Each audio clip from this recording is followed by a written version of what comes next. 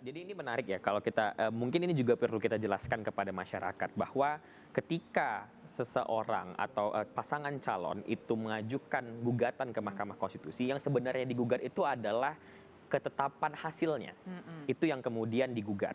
Artinya apa? Artinya itulah mengapa kemudian yang menjadi termohon di dalam sidang baik itu PHPU maupun PHPKada itu adalah KPU.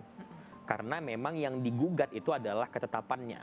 Nah, bagaimana kemudian ketetapan itu bisa dibatalkan, itulah terjadi proses persidangan.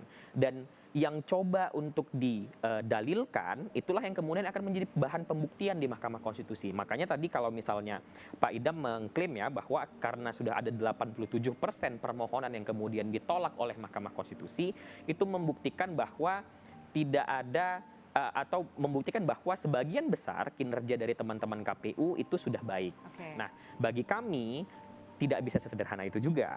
Kalau kita mau melihat bagaimana proses pelaksanaannya, tentu kalau hanya berkaca dari apakah kemudian pelaksanaannya sudah benar-benar baik karena sudah begitu banyak kemudian perkara yang tidak lolos kepada proses berikutnya atau bahkan dalam tanda kutip ditolak ya oleh MK.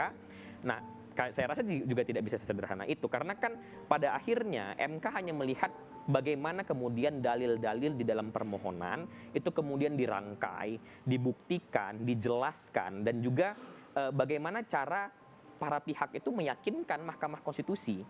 Jadi menurut kami tetap evaluasi itu tetap harus dilakukan secara menyeluruh dan ini harus menjadi trigger. Oke. Ini adalah bagian dari trigger mekanisme bagi kita semua untuk kemudian melihat proses penyelenggaraan ini tidak hanya sebatas ada yang penyelenggaraan, ada yang menang, ada yang kalah, selesai sidang sudah selesai semua. Oke. Tidak